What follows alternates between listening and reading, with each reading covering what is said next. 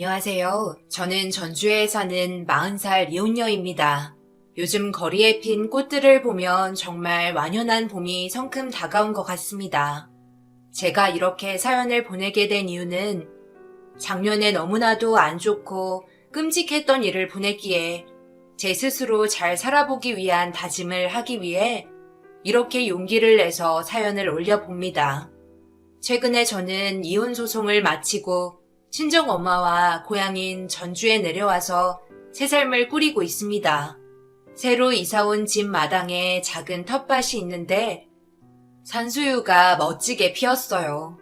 그 산수유 나무를 바라보고 있자니 답답한 마음을 어디에라도 풀어내야 제 속이 풀릴 것 같습니다. 저는 34살에 전 남편을 만나 결혼을 했습니다. 남편은 중학교 과학교사로 재직 중이었고 저는 은행원이었어요. 남편은 제 고객으로 은행 업무를 자주 보러 왔고 성실했습니다. 저희는 남들 모르게 연인 사이로 발전했어요. 그렇게 반년을 몰래 연애를 하고 아이를 가지게 된 저는 직장을 그만두고 남편과의 결혼 준비로 정신이 없었죠. 결혼을 준비하는 과정에서 저는 임신 3개월을 맞았고 시모는 처음부터 제가 탐탁지 않았습니다. 제 직장도 마음에 안 들어 하셨고 제가 34살이나 먹은 노처녀인 것도 시모의 눈에는 차지 않았어요. 하지만 남편의 아이를 임신했기 때문에 시모는 저를 부정할 수가 없었습니다. 중학교 교사의 담임까지 맡은 남편 대신에 저는 아이를 뵌 채 예식장 장소와 드레스 선택과 스튜디오 예약을 혼자서 도맡아 해야 했습니다. 그래도 몸은 힘들었지만 준비하는 동안 행복했었어요. 하지만 임신 중 입덧이 심했던 저는 하루 3끼는커녕 한 끼도 먹기 힘들 정도로 입덧에 시달려야 했습니다. 막상 결혼 준비가 본격적으로 시작되자 홀몸이 아닌 제가 혼자서 감당하기에는 힘든 것들이 많더군요. 결혼 준비라는 것이 여자 혼자 준비하기에는 너무 벅찬 일이었어요. 결국 저는 집안에서 화장실을 가려다 쓰러지게 되었고 응급실로 실려가게 되었습니다. 정신은 없었지만 그때 그 순간에 가장 기억이 난 건 아이가 잘못되지 않기를 바라는 것뿐이었어요. 어떻게 병원에 실려왔는지도 모른 채 저는 하루를 꼬박 잠만 잤다고 했습니다. 도대체 몸이 이렇게 될 때까지 왜 나한테 알리지 않은 거야? 나를 바보처럼 만드니까 좋아? 왜 당신 쓰러지고 나서야 달려오게 만들어? 당신이 안 깨어날까봐 얼마나 걱정했는지 알아? 우리 아이는? 당신 학교는? 지금 학교에 가 있어야 하잖아. 여기 있으면 어떡해? 지금 학교가 문제야? 당신이 이렇게 누워있는데 내가 학교 갈 힘이 나겠어? 그리고 우리 아이는 건강하대. 당신 쓰러진 건 빈혈 때문이라니까. 앞으로 수액도 열심히 맞고 입맛 없더라도 많이 먹어야 해. 우리 아이를 위해서, 알겠지? 그리고 결혼 준비는 엄마가 도와주기로 했어. 내가 처음부터 몸도 힘든 자기한테 모두 맡기는 게 아닌데 내 생각이 짧아서 미안해. 저는 남편의 말에 너무나 감동을 받았습니다. 착하고 저밖에 모르는 남편이 더 좋아졌어요. 아이를 위해서 제 몸 관리도 하고 더 이상 남편을 신경 쓰게 하고 싶지 않아서 앞으로 남은 혼수와 신혼집과 관련한 일들을 시모와 함께 해결하기로 했습니다. 하지만 저 혼자 결혼을 준비할 때보다 시모와 함께 결혼 준비를 하는 과정은 말도 못하게 힘들었습니다. 가뜩이나 저를 안 좋아했던 시모는 혼수를 준비하는 과정에서 저에게 무리하게 요구를 해왔어요. A4 용지에 빽빽하게 적은 가전제품이며 가구들의 목록에 저는 할 말을 잃었습니다. 시모는 브랜드마다 각각의 품목들을 적어서 저에게 보여주었고 간혹 똑같은 제품이 보이기도 해서 물어보면 시댁이 해올 물품이라고 너무나도 당당하게 말씀하셔서 제가 할 말을 잃게 만들었습니다. 남편에게 여동생이 한 명 있는데 시모는 미래의 신우에게 필요한 노트북도 사야 한다며 제 의견은 묻지도 않고 모든 걸 밀어붙였어요. 그나마 불행 중 다행일까요? 은행에 다니면서 저는 남들보다 돈을 모으는 기쁨을 일찍 알았고, 일을 하면서 가장 좋은 건 철저하게 돈 관리를 할 수 있는 점이었어요. 알뜰살뜰 일하며 모아둔 적금 통장만 5개 있었고, 생활비 통장을 포함해 6개의 통장에 저축을 많이 해왔던 터라 무리한 시모의 요구를 조금이나마 충족시켜 드릴 수 있었어요. 결국 시모는 자신의 집 가전제품도 몽땅 다 바꾸는 지경까지 갔습니다. 저는 뭔가 잘못되어 가고 있다는 생각이 들었고, 이런 식으로 시모에게 휘둘리게 된다면 앞으로 제 결혼 생활이 지옥 같을 것 같았어요. 그리고 분명 신혼집도 간섭을 하게 될 게 뻔했습니다. 신혼집만은 저와 제 남편이 오로지 결정하길 바랬고, 절대 시모의 집 근처로 가지 않기로 마음 먹었어요. 하지만 시모는 자신의 무리한 요구를 제가 모두 받아들이자 좀 더 욕심을 부리기 시작했어요. 결국 시부의 차를 바꿔달라는 요구를 해왔습니다. 결국 저는 참다 못해 폭발했고, 왜 아버님의 차까지 바꿔드려야 하는지 도저히 이해가 가지 않았어요. 그동안 시모의 눈에 차려고 노력해왔지만 날이 갈수록 시모의 욕심이 커지자 결국 남편에게 이 모든 사실을 말했습니다. 어머니, 도대체 이 사람한테 무슨 말을 한 거예요? 이 사람 홀몸도 아니고 스트레스 받으면 안 되는 거 아시잖아요. 이 많은 가전제품이 왜 2개씩 필요한데요? 왜 어머님 침대까지 이 사람이 바꿔야 해요? 다른 집은 손주 볼 생각에 혼수도 안 받고 미리 해왔다면서 좋아하고 칭찬해줄 판인데 왜 어머니는 제 얼굴도 못 들게 하시냐고요? 내가 무슨 죽을 죄를 지었니? 내 아들 데려가면 이 정도는 해야지. 나한테 이 정도도 못해? 그리고 해줄 능력이 되니까 내가 어련히 알아서 얘 능력 맞게끔 부탁한 거야. 앞으로 평생 살 남편이 선생님인데 이보다 더 좋은 저축이 어딨니? 내 아들 아까워 죽겠구만. 이 정도 한 것만도 감사한 줄 알아야 해. 도대체 무슨 말씀이세요? 어머니, 저 진짜 이 사람 얼굴 못 봐요. 아버지 차는 없던 일로 해요. 그리고 이제부터 어머니는 저희 결혼 준비에 손 떼세요. 난 그렇게 못한다. 내가 도와준다고 했니? 너희들이 도와달라고 했잖아. 내가 받은 집이 있으니까 그 집 보고 이야기하렴. 우리 집하고 가까워서 온 김에 보고 가도 좋고 난 딱 마음에 들었는데 말이야. 어머니, 이 사람 말대로 해주세요. 앞으로 남은 결혼 준비는 저희가 알아서 할게요. 저 어머님 눈에 들려고 무거운 몸 이끌면서 따라다녔고요. 제가 많이 부족하다고 생각 들어서 최대한 어머님이 원하시는 대로 다 맞춰드리려고 했어요. 하지만 이제 저는 제가 못 참겠어요. 저 어머니랑 더 이상 얼굴 붉히고 싶지도 않아요. 여기까지만 해주세요. 이것들이 쌍으로 나를 나쁜 사람 만드네. 됐다 됐어. 얼굴 보기 싫으니까 당장 내 집에서 나가. 그렇게 시모와 대판 싸우고 나서 남편과 저는 결혼 당일 식장에서야 시모의 얼굴을 볼 수 있었습니다. 시모는 많은 하객들 앞에서 저를 칭찬하며 치켜 세워주었고 가족 친지분들께 저를 자랑했어요. 그렇게 무사히 결혼식이 끝나고 출산을 한 저는 하루하루를 육아에 전념하며 지냈습니다. 시댁과는 멀리 떨어져 신혼집을 구했고 별탈 없이 결혼 생활을 이어가고 있는 찰나에 시모에게 전화 한 통이 걸려왔고 내용은 신우를 부탁한다며 빈방 하나를 내놓으라는 것이었습니다. 하나밖에 없는 신우가 고등학교 영양사로 취직되었고 학교가 시댁보다는 저희 집과 더 가깝기 때문에 신우를 저희 집에서 살게 하기로 결정했다는 통보였습니다. 시모는 남편에게도 말했고 허락을 받았으니 제가 반대할 이유가 없다며 신우와 함께 저희 집으로 쳐들어왔어요. 얼떨결에 신우와 살게 되었고 아침을 꼭 먹이고 출근시키라는 시모의 부탁 같은 협박이 있었습니다. 남편과는 아침 문제를 서로 합의하에 안 먹고 출근하기로 했지만 신우는 제가 아침을 차려주지 않으면 꼬박꼬박 시모에게 다음날 전화를 했습니다. 그럼 시모는 저희 집으로 달려와 온갖 부엌 살림을 헤집고 잔소리를 늘어놓기 시작했어요. 결국 시모의 부탁대로 매일 출근 전에 아침밥을 갖다 바쳤습니다. 부딪히는 일도 많았지만 그래도 남편의 하나뿐인 동생이고 저희 아들을 참 잘 챙겨주었어요.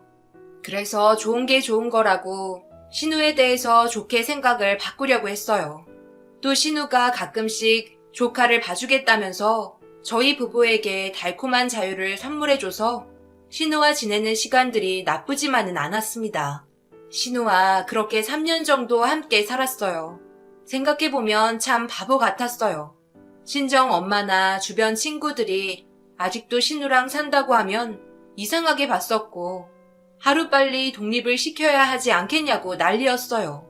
아이도 이제 어린이집 다니고 제 시간도 생기기 시작하자 점점 신우와 부딪히는 일들이 많았고 신우의 간섭이 도를 지나칠 때도 있었어요. 특히 아들의 어린이집 식단에 대해서 아는 척을 많이 했습니다. 조리사를 자신이 만나봐야겠다며 오지랖을 떨었던 적도 있었어요.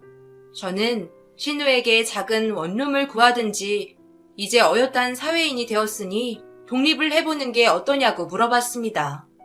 하지만 신우는 독립에 대한 생각이 전혀 없었어요. 저희 집에서 나갈 생각을 단 한 번도 해보지 않았다면서 오히려 생활비를 보태겠다면서 3년을 살고 난 후 생활비를 신우에게 받게 되었습니다. 그리고 여전히 아침밥을 해 먹였어요. 신우의 눈치 아닌 눈치들이 점점 불편해지기 시작했습니다. 이렇게 평생 신우와 함께 살다가 눈치 보면서 내 집에서 편히 발 뻗고 못 잘 듯 싶어 고심 끝에 남편에게 직장 동료나 아는 남자들이 없는지 물어봤고 저도 하루빨리 신우와 따로 살고 싶은 마음에 소개팅을 주선한 적이 있었어요. 그쯤 신우는 고등학교 영양사를 나왔고 구직 중에 있었어요. 신우에게는 이상한 취향이 있었습니다.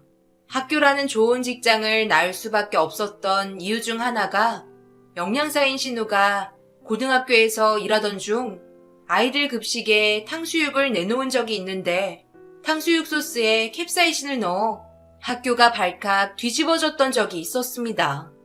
캡사이신 양이 너무나 많았기 때문에 매운 것을 잘 먹는 학생들이 누가 더 매운 것을 잘 참아내는지 내기를 해버렸어요. 그 바람에 소스를 너무 많이 찍어 먹은 학생들이 결국 한 반 이상이나 나왔고 배탈이나 병원 신세를 졌던 적이 있었어요. 정말 자신의 직업에 사명감이 없어 보였습니다. 아이를 키우는 제 입장에서는 신우의 행동이 전혀 이해가 안 됐어요. 그때 신우의 변명은 매운 것도 먹어버릇해야 느는 것 아니냐며 학교를 나왔습니다. 그 후 학교에서 영양사 일을 그만두게 되었고 현재는 암 요양병원에서 영양사를 맡아 하고 있었어요. 그 일만 아니면 크게 문제될 것도 없을 것 같고 직업도 반듯해서 대학교 선배를 소개해 줬습니다. 한동안 별탈 없이 잘 만나는 것 같았어요. 신우는 집에 들어오는 일이 점점 줄어들었고 외박 횟수가 늘어났습니다. 신우가 없는 집은 너무나도 좋았고 저희 부부는 짧은 연애를 했기 때문에 다시 신우의 기분을 낼 수 있었어요. 점점 드문드문 집에 오는 신우는 결국 요양병원에 상주하며 지내기로 결정했습니다. 저는 대환영을 했고 신우는 마지못해 가는 듯 보였어요. 요양병원 특성상 산속에 있다고 했습니다. 그럼에도 신우와 선배는 잘 만나고 있는 듯 보였어요. 그러던 어느 날 신우를 소개해준 선배에게 전화가 왔습니다. 만나자는 전화였어요. 혹시나 결혼 생각 때문일까 싶어서 괜히 들뜬 기분이 되어 선배를 만났습니다. 그런데 신우를 소개해주고 1년 만에 본 선배의 모습은 굉장히 충격적이었어요. 선배는 120kg 가까이 쪄 있었고 거동도 불편해 보였습니다. 1년 전만 해도 선배는 번듯한 회사원의 평범한 남자였어요. 그런데 지금 제 앞에 선배는 너무나도 말이 안 되게 살이 쪄 있었고 아파 보이는 선배가 있었습니다. 선배, 이게 무슨 일이에요? 왜 이렇게 살이 쪘어요? 선배를 한참 찾았어요. 완전 못 알아볼 뻔 했잖아요. 어디 아픈 건 아니죠? 무슨 말을 해야 할지. 우선 지는 너랑 내가 만나는 거 모르지? 몰라야 돼. 나 걔가 점점 무서워. 우리 아가씨요? 선배 무슨 말이에요? 아가씨가 선배한테 뭐라 했어요? 살쪄서 싫대요? 나 이렇게 된 거 다 지 때문이야. 지가 매일 나를 음식으로 사육했어. 나 정말 미칠 것 같아. 지랑 이제 끝내고 싶어. 그런데 지가 놔주질 않아. 자꾸 음식을 먹이고 그러면서 내가 살찌는 건 싫다고. 천천히 말해봐요. 우리 아가씨가 선배를 이렇게 만들었다니. 왜 아가씨가 선배를 이렇게 만들어요? 음식을 먹인다는 게 잘못한 건 아니잖아요. 선배가 스트레스가 심해서 오해하고 있는 건 아닐까요? 나 하루에 10끼는 먹는 것 같아. 회사도 잘리고 매일 퇴근해서 음식 싸오고 지가 요양병원으로 들어가 산 후부터는 직장에 있으면 영상통화로 나 음식 먹는 거 보여달라고 그러고 내가 이제 운동하겠다니까 자기는 뚱뚱한 사람이 좋다면서 운동도 못하게 만들고 헤어지자고 해봤지. 그런데 쉬는 날만 되면 우리 집에 음식 싸와서는 울며 헤어지지 말자고 매달리고 나는 걔가 왜 그러는지 모르겠어. 소영이 네가 지 좀 말려봐. 나 좀 내버려 두라고. 선배는 정말 황당한 이야기를 했습니다. 선배의 말을 믿어야 할지 신우의 말을 믿어야 할지 말이에요. 살면서 신우는 남편인 오빠에게도 몸 관리를 철저히 당부하는 사람이었어요. 오히려 저희 친정 엄마가 연세에 비해 몸무게가 많이 나갔기 때문에 한 번은 친정 엄마를 너무 안 좋게 이야기해서 다퉜던 적이 있었어요. 신우의 취향이 그새 바뀐 건지 신우의 말도 들어봐야 했습니다. 선배를 달래고 당장 운동을 하라고 했어요. 신우는 제가 잘 이야기해 볼 테니 걱정 말라고 했습니다. 선배는 저와 헤어지는 순간까지 제발 지희와 헤어지게 해달라고 애원하며 헤어졌어요. 집에 돌아와서 남편에게 선배 이야기를 했습니다. 남편은 대수롭지 않은 듯 아가씨 편을 들었어요. 선배가 이상한 것 같다며 자신의 동생이 가끔 엉뚱한 짓을 하긴 하지만 사람을 그렇게 힘들게 하는 스타일이 아니라면서요. 남편의 말도 믿음이 가지 않았습니다. 신우가 직장 쉬는 날 조심스럽게 선배의 이야기를 물었습니다. 요즘 잘 만나고 있는지 그리고 결혼 계획은 있는지 물었어요. 아가씨, 요즘 선배랑 어때요? 선배가 아가씨 힘들게 하는 건 아닌지 모르겠어요. 그래도 둘이 1년을 넘게 잘 만나는 거 보니까 제가 다 뿌듯하더라고요. 선배가 무뚝뚝한 면은 있어도 아가씨한테 잘하죠? 누가 그래요? 저 그 사람이랑 끝난 지가 언젠데요. 언니 선배라는 사람 진짜 웃겨요. 자기가 좋아서 먹고 살쪄놓고 다 내 탓이라잖아요. 그럼 먹지를 말아야지. 내가 자기 생각해서 매일 음식 날랐는데 고작 한다는 소리가 저 때문에 직장도 잃고 몸도 망가졌다잖아요. 내 성의를 그런 식으로 무시한 남자는 저도 필요 없어요. 선배랑 이야기가 좀 다르네요.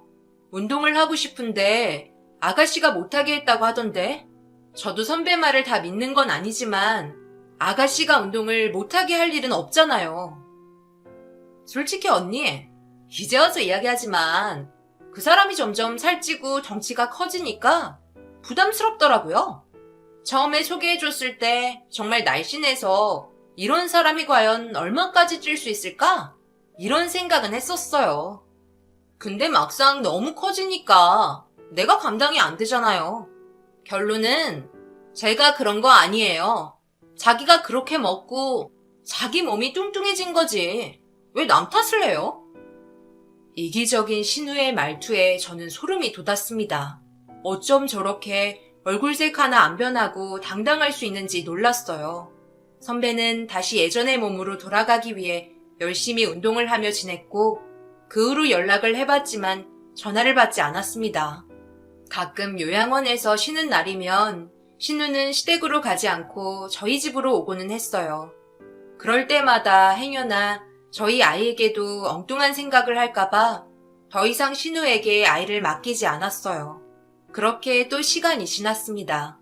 신우는 산속에 있는 요양병원에서 잘 적응해 가는 듯 보였어요. 승진도에서 영양사 중에 가장 높은 사람이라고 저에게 자랑도 했습니다. 그러던 어느 날 시모의 몸에서 이상 신호가 왔어요. 아버님이 갑자기 돌아가시면서 시모는 한동안 슬픔에서 헤어나오시기 힘들어 하셨고 입맛도 없다며 식음을 전폐했습니다. 그러던 중에 시모가 가슴에 몽우리가 잡히는 것을 발견하고 병원에 갔는데 유방암이라는 진단을 받게 되었고 시모의 치료를 위해 신우가 다니는 암 전문 치료만을 하는 요양병원에 모시기로 했습니다. 다행히 신우의 직장이고 신우가 요양병원에서 상주하며 지냈기 때문에 자연스럽게 시모를 요양병원에 모셨고 제가 감당해야 할 부담은 적었어요. 요양병원에 들어가기 위해 첫날 저와 남편이 시모를 모시고 요양병원으로 갈 때가 생각이 납니다. 난생 처음 그런 시골길을 보았고 산을 지나도 계속 산속으로 들어가는 거였습니다. 결국 저는 참얼미로 인해 가는 도중에 차를 세워야만 했어요. 2시간 만에 요양병원에 도착한 그곳은 생각 이외로 시설이 너무나 좋았습니다. 저희가 오자 신우가 마중을 나왔고 시모에게 1인실을 안내했어요. 시모는 짐도 푸르지 않고 저희 부부에게 할 말이 있다며 불러 세웠어요. 뭔가 불안한 마음이 들었습니다. 이제 살던 집도 내놓을 거고 여기 살면서 암도 치료하고 노후도 보낼 거야. 그러니까 너희들은 이틀에 한 번씩은 나보러 와라. 우리 아들은 학교 때문에 힘드니까 네가 자주 올 수 있겠지? 어머니, 이틀에 한 번은 너무 힘들어요. 저도 제 아들도 있고 생활하는 게 있는데 어떻게 매일 와요. 손주 데리고 이이랑 주말에 올게요. 아니, 나들이 다니니? 이 첩첩산 중에 여기다 모시는 것도 아무 말도 안 했더니 한다는 말이 주말만 온다고? 그리고 누가 매일 오라든? 이틀에 한 번 오라는 게 그게 어렵니? 너 정말 해도 너무하다. 나 암 걸린 환자야. 나도 이곳에서 적응을 해야 할 거 아니야. 아직 필요한 것도 많은데 그런 것들 하나씩 사다 주고 얼마나 좋아. 엄마, 그건 아니지. 왕복 4시간을 어떻게 다녀. 이 사람 아까 참을미 하는 것도 봤잖아. 그리고 엄마는 특별한 케이스잖아. 쥐가 여기 있는데 무슨 걱정이야? 어머, 오빠 말 바로 해. 여기 내 직장이야. 나 쉬는 날이니까 이렇게 병실 안에 들어온 거지. 평일에는 식당에서 나오지도 못해. 내가 얼마나 바쁜데. 그리고 며느리면 며느리답게 행동해야지.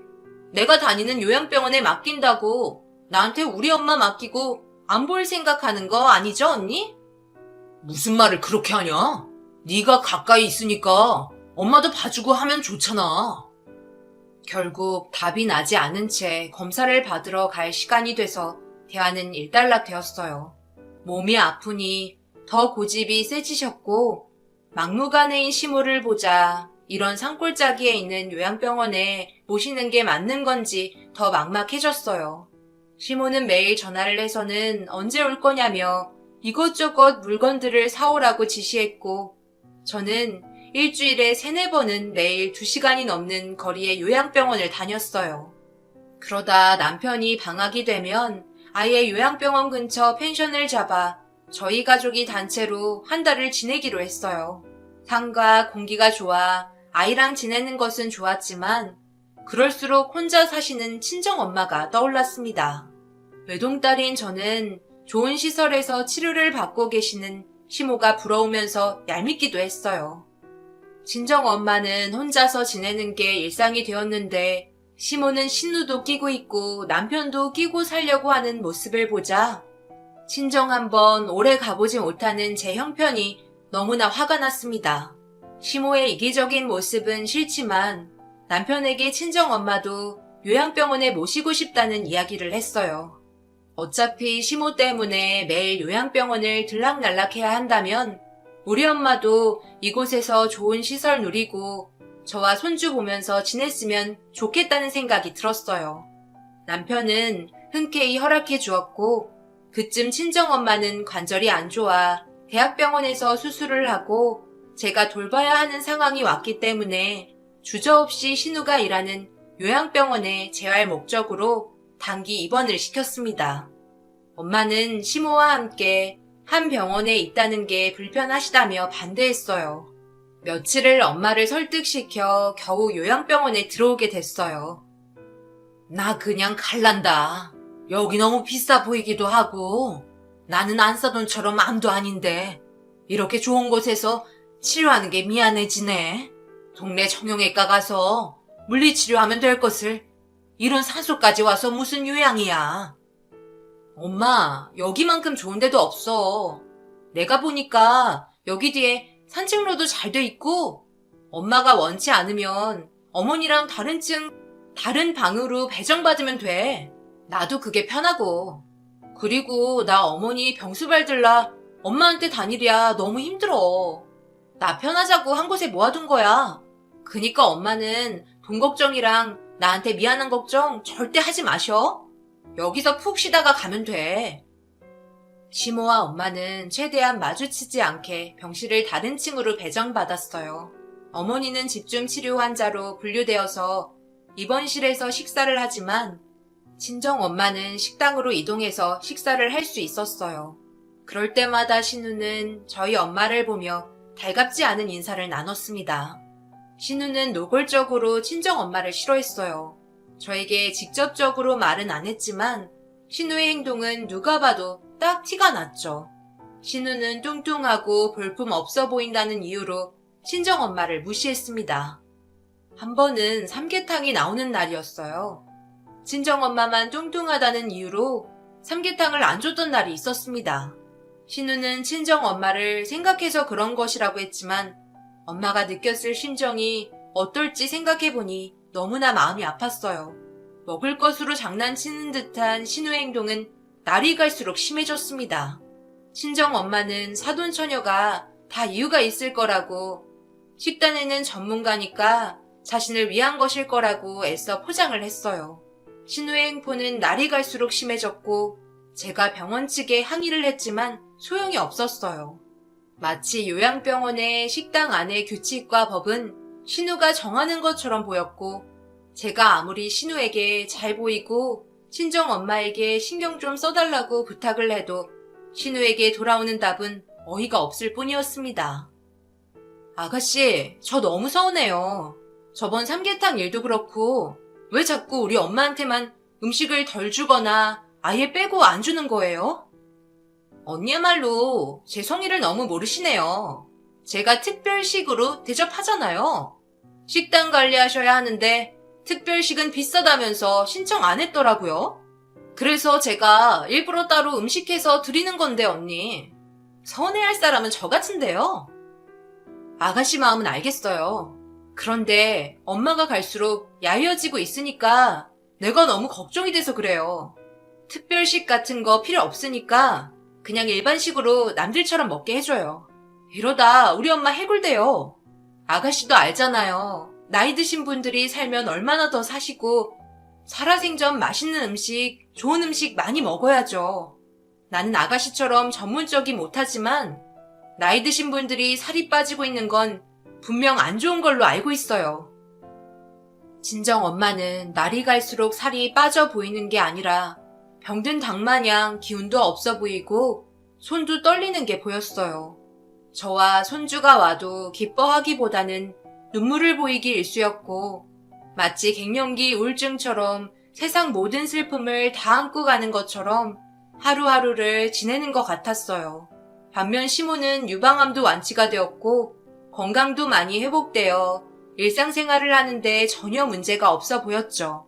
신우의 엉뚱한 짓들을 겪어봤던 저로서는 친정 엄마의 몸 상태가 이렇게 된 게 신우 탓 같았어요. 신우를 의심할 수밖에 없었습니다. 하지만 제가 할 수 있는 일은 없었고 그저 매일 친정 엄마를 간호하는 것뿐이었어요. 그러던 어느 날 우연히 요양원 식자재 차량과 함께 요양병원에 들어오게 됐어요. 저는 주차를 얼른 하고 식자재를 나르는 틈으로 식당 안 조리실을 몰래 들어갈 수 있었습니다.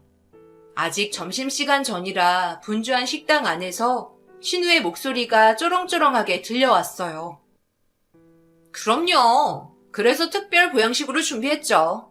그런데 새언니는 제 마음도 모르고 자꾸 엄마가 이상하다고 그러질 않나? 내가 보기에는 몸도 가벼워 보이시고 좋아 보이던데 고맙다는 표현을 그런 식으로 하네요. 내일 쉬는 날이라 약 받으러 들릴게요.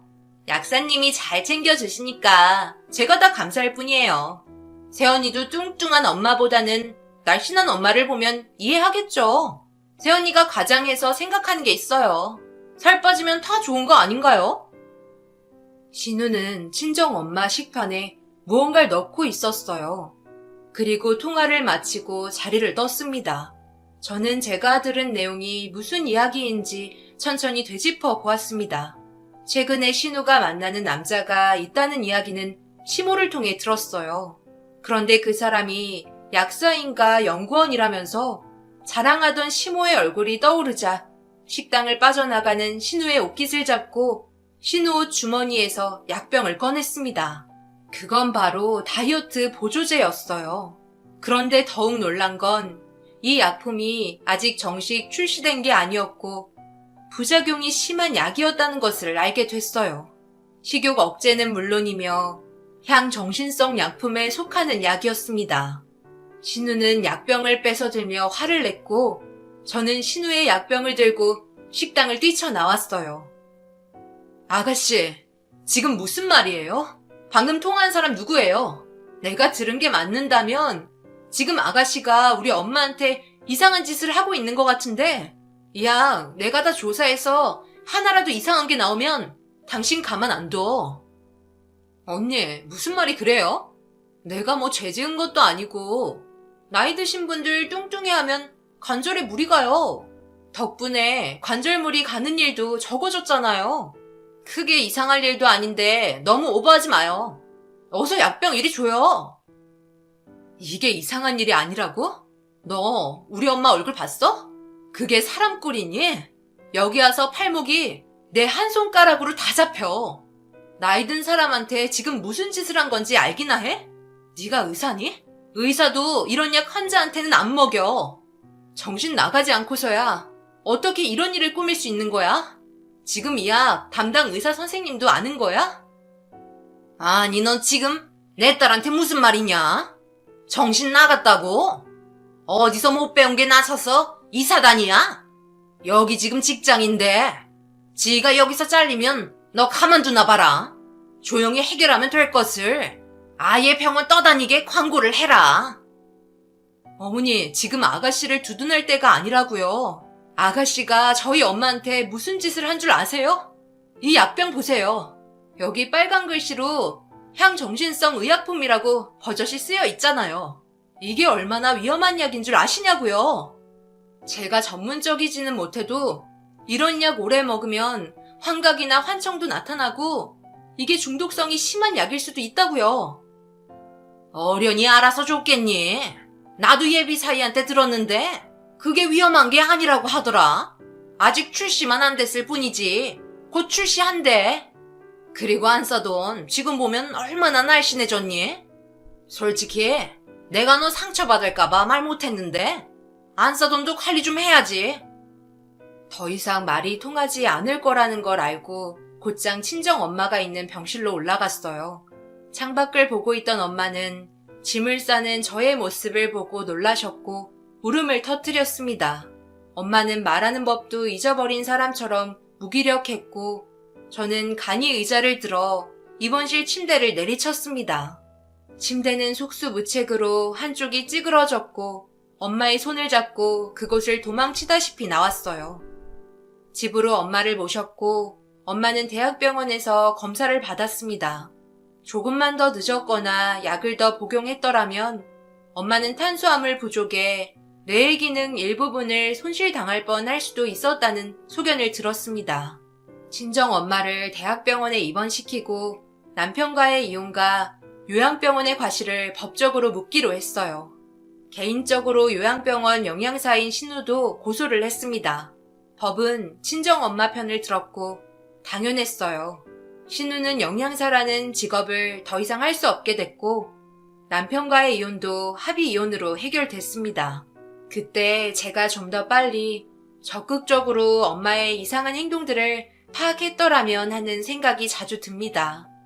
그래도 가족이었기에 신우를 믿었고 시모에게 잘하려고 했어요.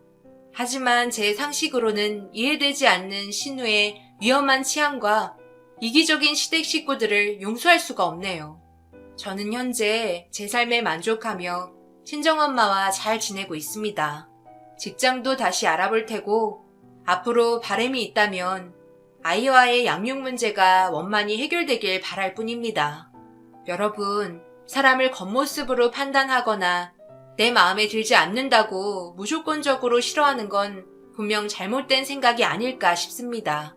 저에게 일어난 이번 일을 통해서 모든 사람은 존중받아야 할 의무가 있다는 생각이 들어요. 긴 사연 읽어주셔서 감사합니다.